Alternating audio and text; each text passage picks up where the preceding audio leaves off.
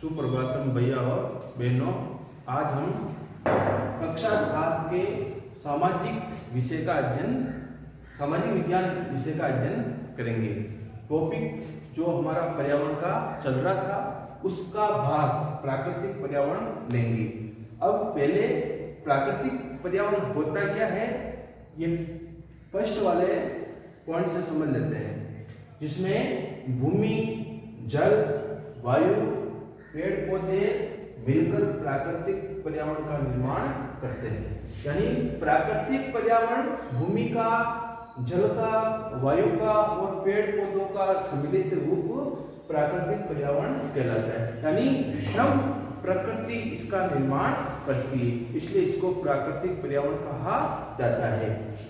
अब हम समझ लेते हैं कि मतलब प्राकृतिक पर्यावरण बनता कैसे है, मतलब किनका सम्मिलित रूप है, वो इस चित्र के माध्यम से समझेंगे, जिसमें वायुमंडल भी है, जैवमंडल भी है, स्थलमंडल भी है और जलमंडल भी विद्यमान है।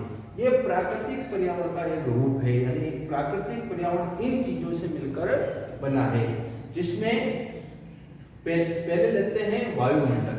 यानी वायुमंडल में जहां एरोप्लेन, हवाई जहाज वगैरह उड़ती है, जलमंडल में जल का अथाह भंडार समाहित होता है, और स्थलमंडल जहां मनुष्यों की बस्तियां होती है, खेत खलियान होते हैं, मार्ग होते हैं, सड़कें होती हैं, जिससे आवागमन के साधन चलते हैं।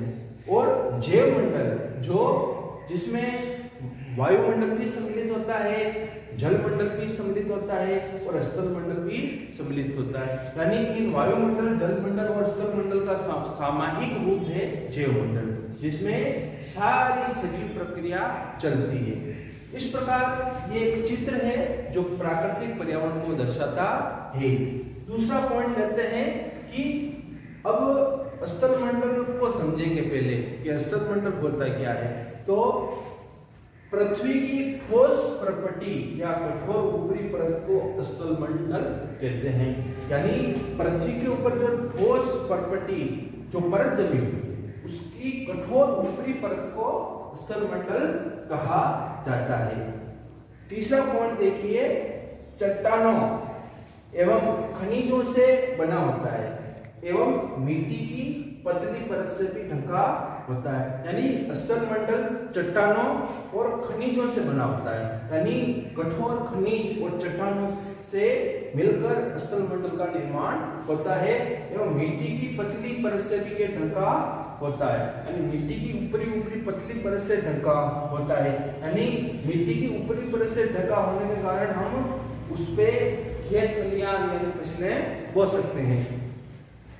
अगला चौथा पॉइंट देखिए, ये है पहाड़, पठार, मैदान, घाटी आदि जैसी विभिन्न स्थलाकृतियों वाला विषम धरातल भी होता है। यानी विषम यानी अनेक प्रकार का विविधताओं से युक्त विषम, जिसमें इस स्थलमंडल पे यानी इस धरातल पर पहाड़ भी होते हैं, तो कहीं पठार भी होते हैं, कहीं मैदान भी होते हैं, तो कहीं घाटी जैसी विभिन्न स्थलाकृतियों के रूप हमको इस स्थलमंडल पर देखने को मिलते हैं। इसलिए इसे विषम धरातल का रूप कहा गया है। यानी हर एक जगह जाओ तो वहां हमें अलग अलग प्रकार की स्थलाकृतियां, अलग अलग प्रकार के दृश्य देखने को मिलेंगे, इसलिए इसको विषम धरातल कहा जाता है।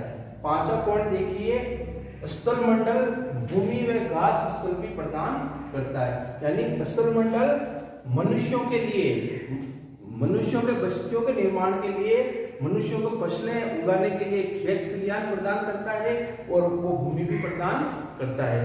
और घास स्थल यानी पशुओं को चरने के लिए, यानी पशुओं को भोजन के लिए बड़े बड़े वन घास स्थल भी ये प्रदान करता है। इस प्रकार स्थलमंडल अनेक प्रकार से हमारे लिए उपयोगी है। खनिज संपदा का भी एक प्रमुख स्रोत माना जाता है। यानी इस स्थलमंडल पर अनेक प्रकार के खनिज भी हम प्राप्त करते हैं। इस प्रकार स्थलमंडल सबसे बड़ी विशेषता ये है कि जहां हम रह रहे हैं वो एक स्थलमंडल का रूप है, वो एक स्थलमंडल का एक अंग है। हम स्थलमंडल में रह रहे हैं, जिससे हम भूमि पर रह रहे हैं, हम भूमि में रहकर जल का उपयोग भी कर रहे हैं, वायु से हम श्वास प्रक्रिया भी ले रहे हैं, पेड़ पौधे मिलकर ये प्राकृतिक पर्यावरण का निर्माण कर रहे हैं। इस प्रकार आज हमने जो पढ़ा वो आपको बड़ी प्रकार से समझ में आया होगा।